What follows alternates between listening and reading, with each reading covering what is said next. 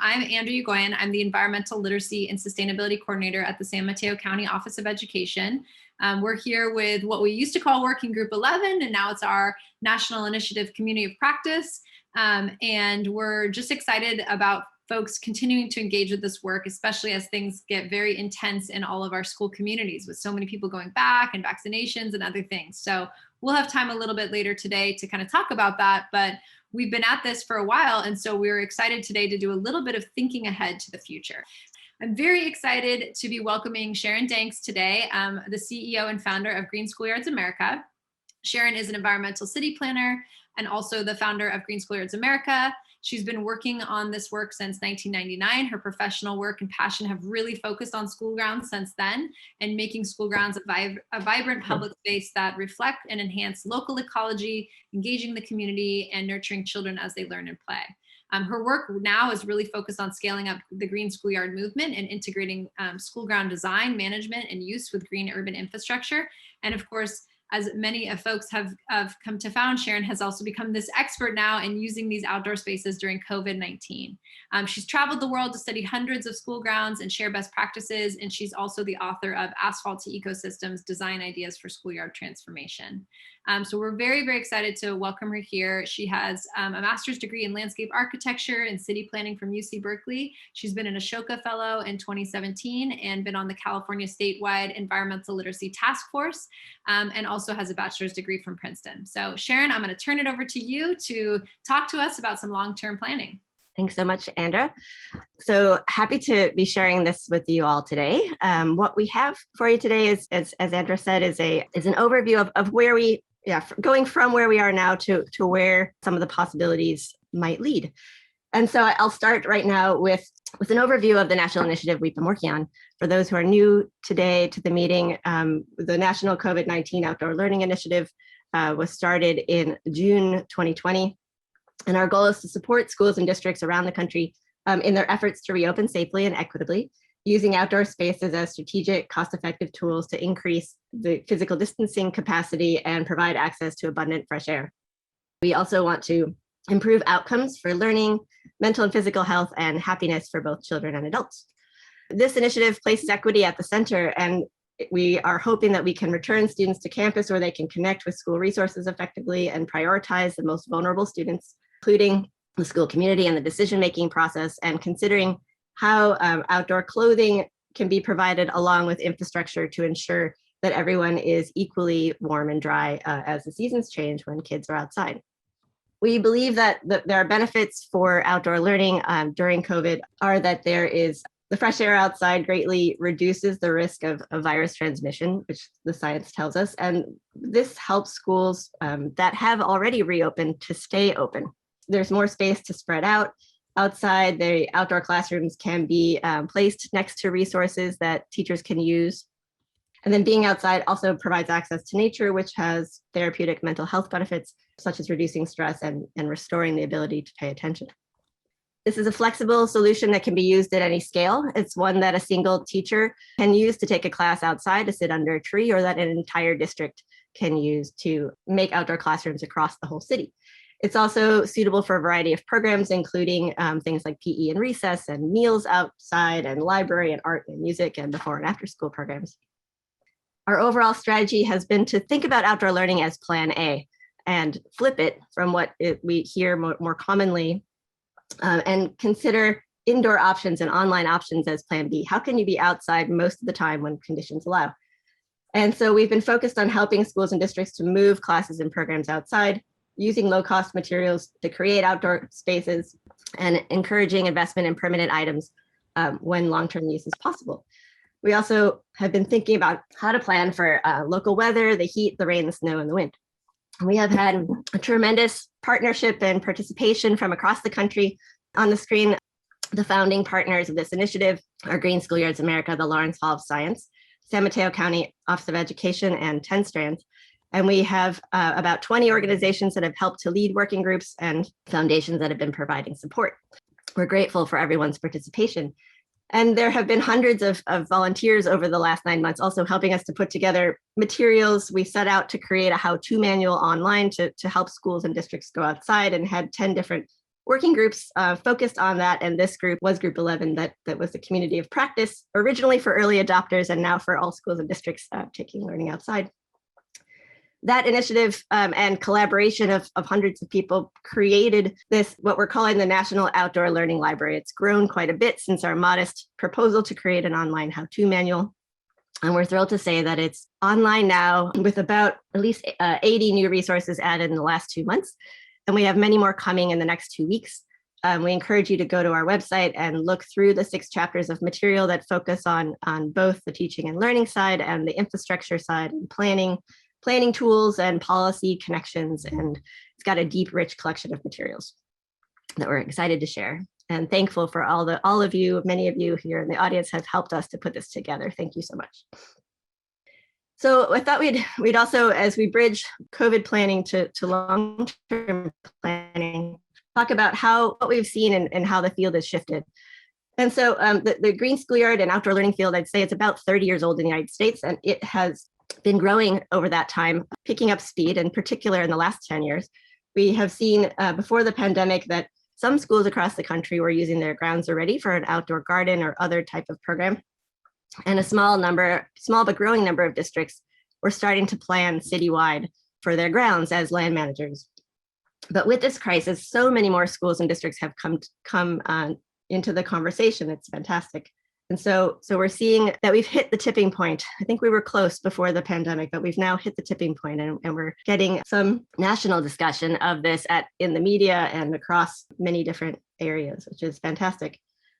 And so during the pandemic, when we're planning for outdoor learning, we've been planning in crisis mode. We've been trying to solve a specific problem and come up with creative solutions, which gives us opportunities to experiment with new ideas. But our emphasis has had to be on temporary and inexpensive infrastructure so that we could get as many kids back to school as quickly and safely and comfortably as possible. This gave us little time as a field nationally to make major changes to schoolyards, to unpave land, or to plant trees. Can't plant trees in a crisis because they'll just be little twigs and they won't shade anyone, and you might put them in the wrong spot and they'll be there for the next 50 years. So we haven't been focused on trees or unpaving, which are kind of the centerpiece of schoolyard greening in long-term planning. We are happy to see that some schools and districts right now are choosing to install some permitted infrastructure that will help them to both address the needs of during the pandemic, and they'll be able to keep and use those things in the years to come as well.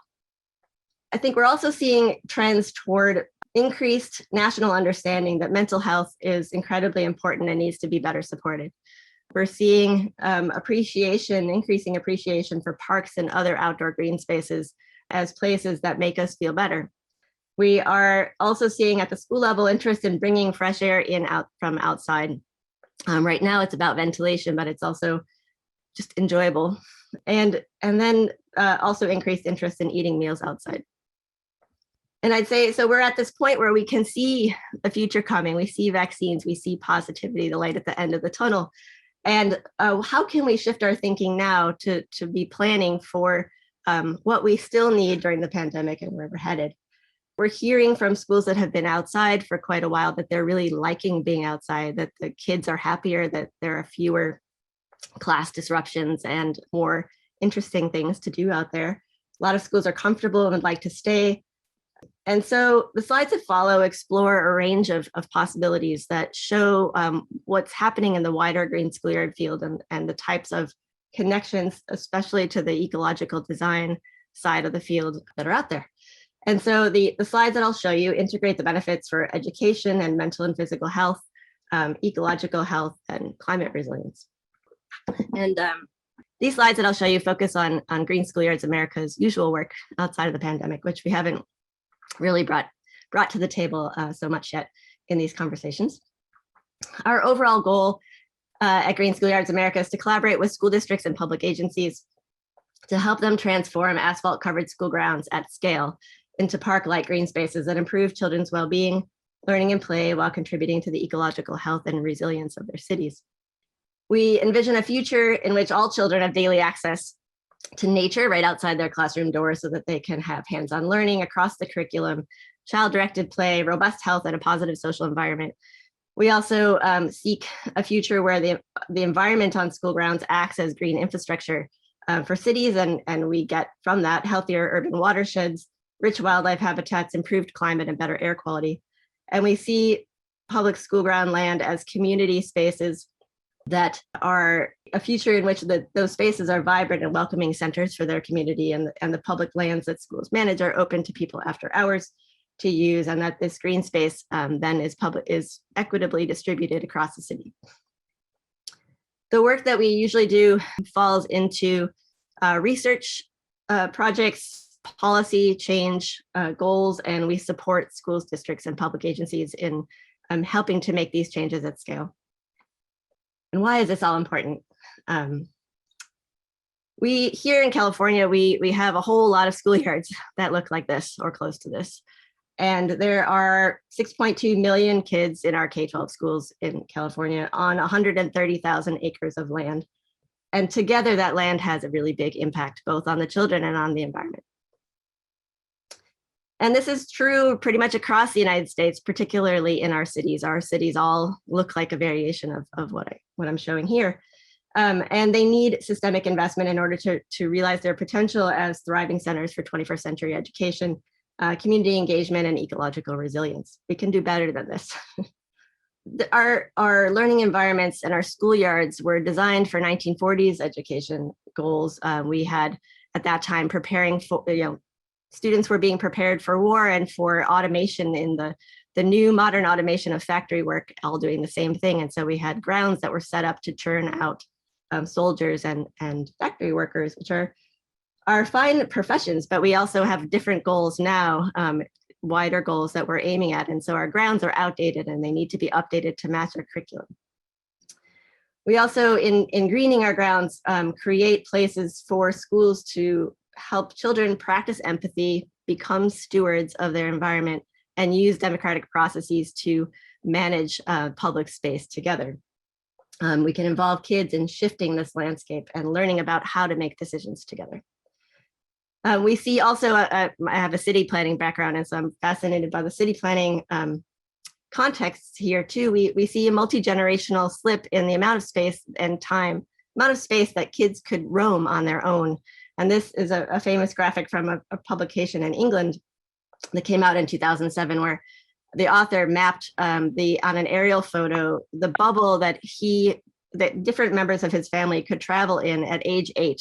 How far from their house could they go by themselves without an adult? And so what you're looking at here in the biggest bubble is the great-grandfather who could go in 1919 six miles from his house.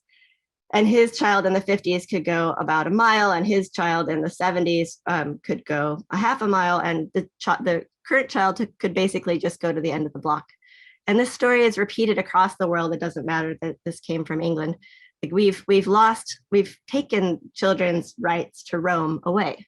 And so if you think about what the child was learning in 1919 on his own about adventure and challenge and problem solving and resilience and independence, the children now don't have access to that. And so we, I think, have a responsibility to be providing that in the one place they are going, which is school, on the schoolyard landscapes. And so if we provide just a barren landscape, they don't have the ability to do those things and to build those skills that we want them to have as adults. And so I see this as both a call to action to allow children to have more access to the wider city, but also one to shift how we think about the role of school grounds in educating children in becoming competent, capable adults. There's also a human rights aspect. We in the United States give our prisoners 2 hours of outdoor time a day, and most of our kids only get half an hour. So there's an enormous lack of time for children to spend time outside, which we also need to shift, and time to connect to nature too is a human right. We have inequitable distribution of green space in most of our cities, which means that not every child can walk to a green space. But if we make every school ground essentially into a park, then everyone has access to green space within walking distance. And so it's a way to increase equity in cities to green our grounds. We also know, and it's become really clear right now during the pandemic, that the green space is good for mental health. And so when we integrate trees into our school grounds, we also support mental health, and we support social emotional well-being through contact with nature and places to relax, and also just a more varied environment that sets the stage for collaboration and learning social skills that lead to autonomy, confidence, and healthy relationship building. And we see green schoolyards are places, I think, in my mind, by definition, that are set as a goal, children's happiness, that we are trying to design a place that will make children happy. And we've taken that happiness idea out of our design of children's spaces, and we need to put it back. We currently have design practices that prioritize adults' convenience, our adults' risk aversion, our own sense of aesthetic. And this is, we've done these things over what research tells us is important for children. And so we need to follow research about child development and focus on children's happiness while being practical for adults, of course. But I think that we need to center children's happiness in our work. And also, we know that providing a green space on school grounds increases physical activity, often with school gardens, and improves nutrition, and we can also improve the environmental health of an environment as well. We also see that collectively, school grounds that are paved like this one have a big ecological impact on a city, and it's not positive. School districts, I think, often don't see themselves as land managers, but they do manage usually hundreds of acres. And so how do we reconceive the role of a school district as a land manager also, and weave that into the choices that we make about space so that we have schools help to build resilient cities? Choices that they make for those hundreds of acres are important. So seeing these things together, how is school ground land fit into city resilience? When we develop green schoolyards, if we do it across the city, we can help to support local ecological systems, build wildlife corridors, infiltrate stormwater, cool urban heat islands, improve air quality, and sequester carbon in the process. So what are we creating here? What are living school grounds? In my mind, they're richly layered outdoor environments that strengthen local ecological systems while providing place-based, hands-on learning resources for children and youth of all ages. They're places that combine where we can combine and seek all of these different goals together for children's happiness and well-being and equity and diversity and vibrance. And I think of it as creating an ecosystem of opportunities across a landscape, whereas if you have pavement and grass alone, what you have is really a monoculture of activities. You have very few choices of what you can do. And when you diversify the environment, you can do all the things you used to do, plus a lot more. And lastly, the landscapes that we provide to children teach children about their place in the world and how adults value them. And so if you have an environment like this, you can imagine that the kids might not feel that they were very important to the adults around them. Landscapes are telling them something here. This is the same school as it shifted from the same perspective. This is, I think, 10 years later. You can see those buildings start to disappear behind the trees. And the same perspective in 2007, where the environment has turned into a park. And this project at Julial Park Child Development Center in San Francisco is what sparked the creation of the San Francisco Green Schoolyard Alliance and the movement to green school grounds in San Francisco. People looked at this example and said, we want this for every child. So we want this for every child in the country. So what can school grounds provide in terms of outdoor learning possibilities? They can make nature visible. We can use school grounds to make nature visible in cities where now most urban kids encounter pavement and man-made materials everywhere. That's hard to see the watershed. It's hard to see the water cycle. We are looking at water cycles in books instead of walking outside and looking at where the rain goes off the rooftop and down the gutter and across the pavement. If we have an environment like this, we can watch natural processes, not only water cycles, but seasonal change in native plants. We can look for migration patterns. We can look at local geology and talk about the passage of time in tree rings or in rock strata.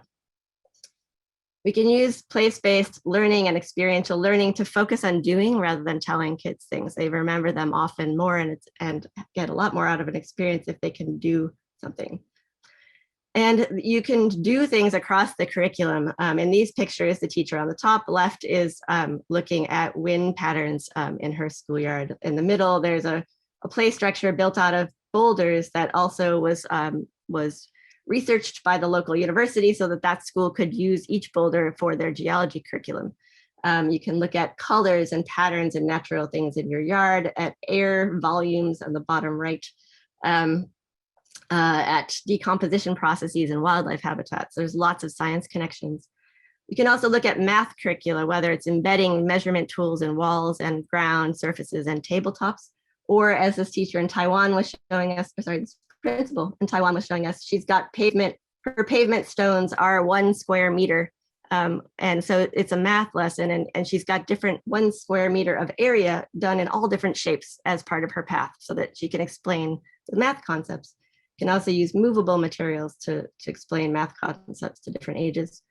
Can do reading and language studies outside, whether it's embedding your favorite sayings or putting up language curriculum, or just having a place to read with the teacher and a class.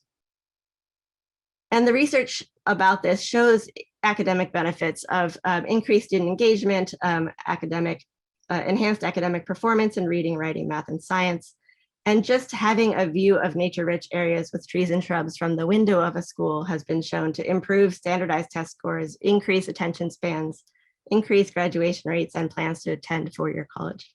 William Sullivan's work is particularly strong in this area if anyone's interested in following that up. And then if you look at teaching environmental literacy using green infrastructure, we see schools working at 3 different levels of scale. And one of them is a demonstration scale, like the little tiny solar panel here on the left, that is powering a pond pump system. And that school also has a 1 kilowatt panel on a pole that is connected to their science classroom so they can get the readouts of the larger panel, which provides the equivalent of 1 classroom's worth of energy. Those are both demonstration size projects. The same school on its rooftop has it's a 50 kilowatt array that makes the equivalent of 33% of the school's power. So they're starting to impact their own, they're starting to improve their own impact on the environment around them. And in the same district, these are all from Berkeley Unified in California. The same district has another school that has enough solar panels on the roof to provide 100% of the equivalent of 100% of its annual power. And there's an organization called Kyoto USA that was looking into helping the district think about how do you do that across a whole district. So I'm looking at the difference between a demonstration scale project, a school level impact, and a district level impact in the projects that follow. From a wildlife perspective, if you think about all the land the district owns and you plan carefully, you could be planting things that support endangered species or important species and help with migratory patterns or with patch habitat so that wildlife will have more places to go and that children will get to see wildlife in the city. So planning it on a regional level, we can do demonstration size projects. Every school, pretty much no matter where they are, could attract birds and butterflies with small plantings. This is an example of a pocket-sized prairie at a school in Chicago. It's an urban school, can't tell from this picture, but it's at the corner of their schoolyard. They made a pocket prairie with 4-foot tall grass. And because unmowed tall grass is not equally beautiful to everyone, they put art in the middle to show that it was intentional and a fence around the outside with a sign that says, this is our pocket prairie, so that it can be a teaching space. And then on the large scale impact, neighborhood level impact, this school in Wisconsin, one of many in Wisconsin that have planted really large scale prairies and changed the ecology of their neighborhood through the planting of a local habitat type. And when it grows up, it looks like this, which is at a different school. And the classes could go outside and use it for science.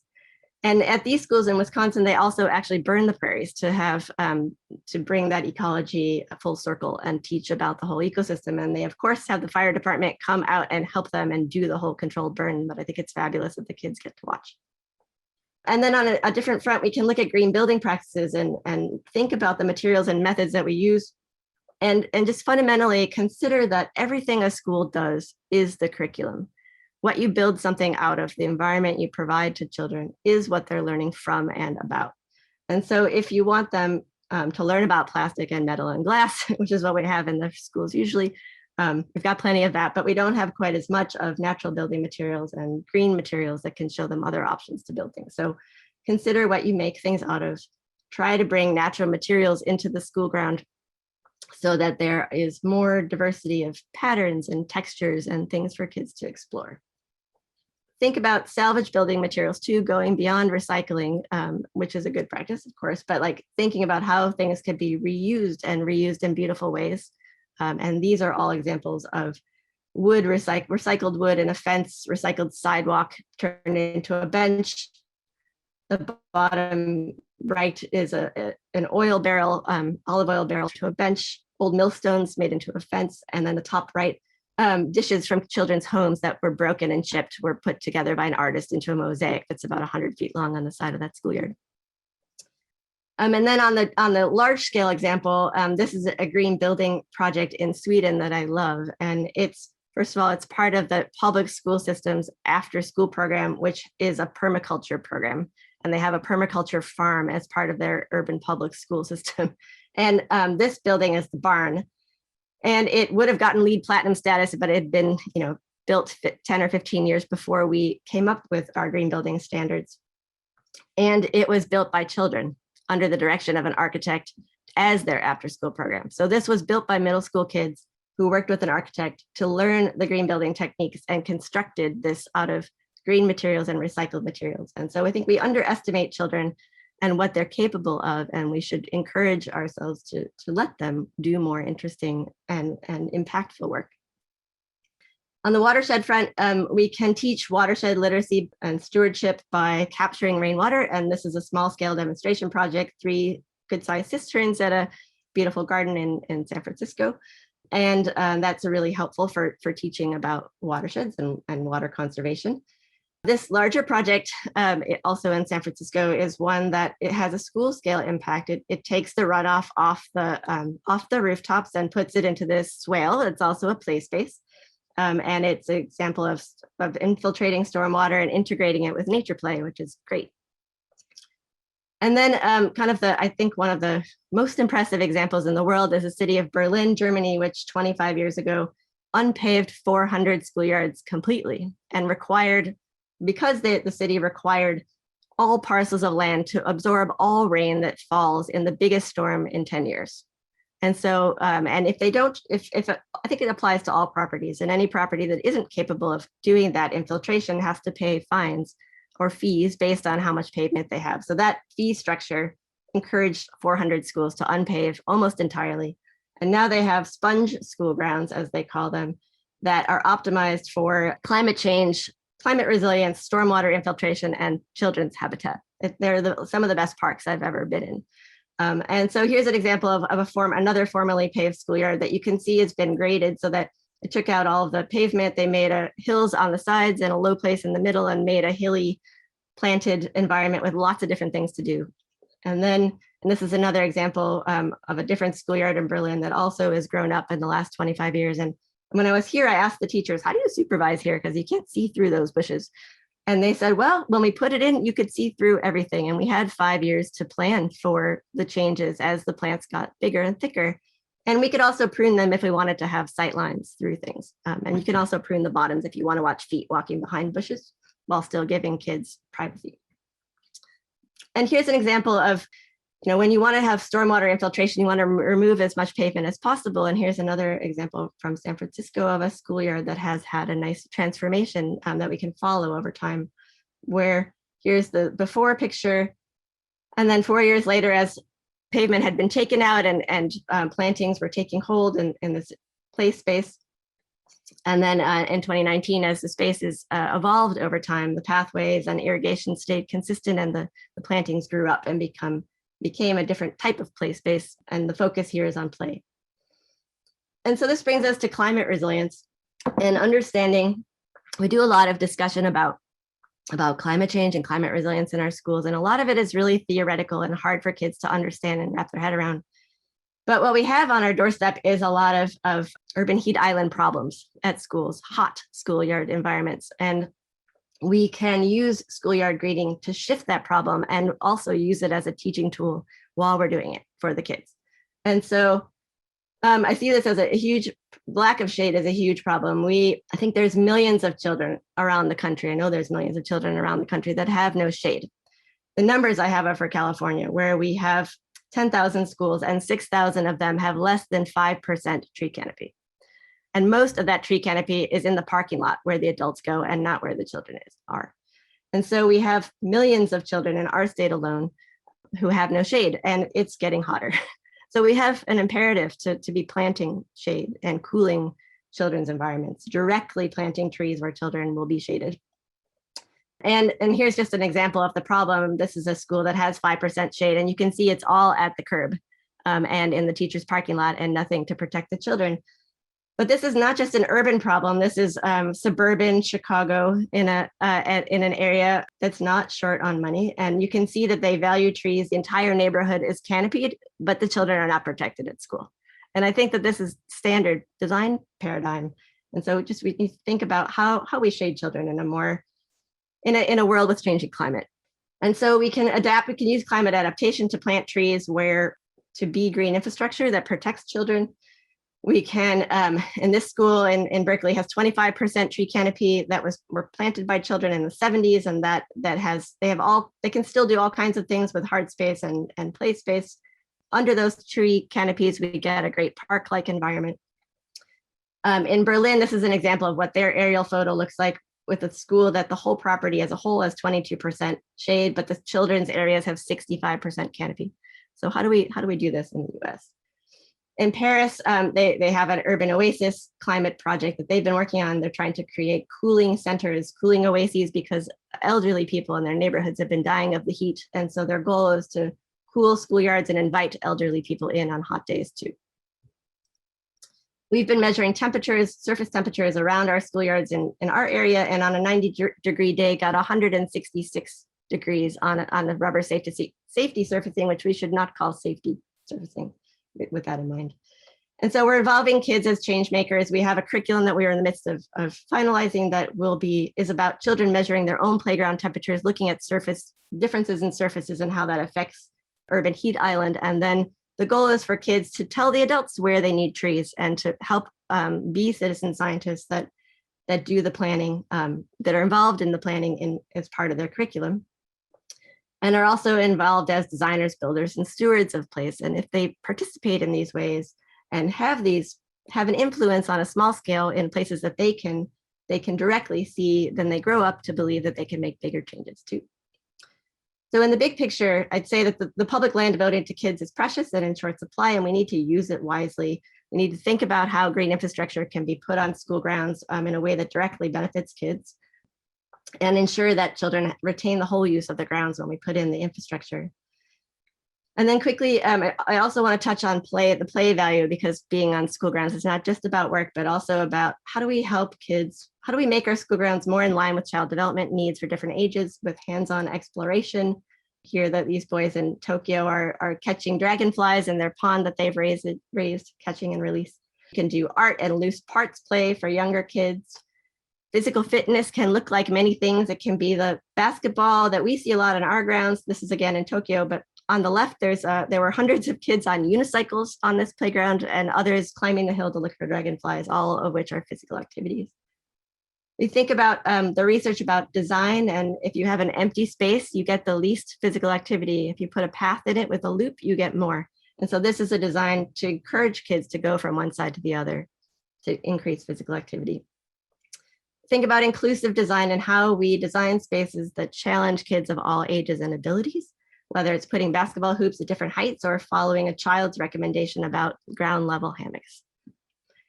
Physical activity, the research says that kids learn the most and have the best physical coordination when they're also in conversation with one another. So this is a catalog play structure in Germany that follows the research about social motor play, and also has a nod, at least from our perspective, to safety, in that you can only jump off 3 of these swings. The rest are not formatted that way, so it involves negotiation. I'm going to go first, you're going to go second, and that's what helps learning. We see playgrounds like this in Norway and other parts of Scandinavia where there's graduated risk involved in the play. So a 2-year-old could just go up 1 step and swing in a small arc, and a teenager could go to the top and swing in a really big arc. And that allows for kids to build skills in a graduated way, where our safety standards are not set up to encourage healthy skill acquisition. So skill development and common sense is built at a lot of schools through putting things into the environment and saying yes when kids want to jump on them or climb them. Every preschool in Japan has 15-foot climbing poles for their 3-year-olds to go up like these. Schools can encourage balance. They can encourage knowledge of local plants and tool skills, And water experience and judgment. How do you act safely near a small body of water so that you're safe when you go to a lake or the ocean? In Sweden, every preschool has a fire pit that they use all winter to keep kids warm. So fire expertise and competence. And if you're interested, there's an international declaration on the benefits of risk that an organization that I helped to co-found called the International School Grounds Alliance has put out, signed by people from all over the world, about the importance of risk in learning as a key need for children. And then we know that there are fabulous garden programs all across the country improving kids' health through nutrition, and that the research supports the physical health benefits that we see coming from these activities. And also the mental health benefits I mentioned earlier. It's good to provide places for relaxation and for fostering love and enjoyment of being outside. A sandbox is your best bang for the buck in child-directed play with positive social interactions, a really big sandbox so lots of kids can get in and collaborate. And by the way, cats tend not to like really big sandboxes. They tend to prefer small ones, so you get less of that problem when you have a big place. And then having environments that allow for collaboration and teamwork. Here, the straw bales are too heavy for a single child to lift. And so when they work together, they can move it in their environment. And that also adds proprioception and sensory integration. And we see mental health benefits also in the literature with decreased levels of stress, improved focus, improved attention. And so in closing, I say that the overall goal of Green Schoolyard work is to center children's happiness as a key design goal. To not forget to put that in as something that you're planning for, improving mental health and increasing laughter and joy. Starting small, dreaming big, using outdoor spaces to reopen safely during the pandemic while making strategic investments that let you use those spaces after the pandemic is over. And so investing in outdoor learning as a COVID response is a step toward a greener, healthier future that's better for kids and their communities and the planet. And we hope you'll join us outside this year and in the years to come. Thanks.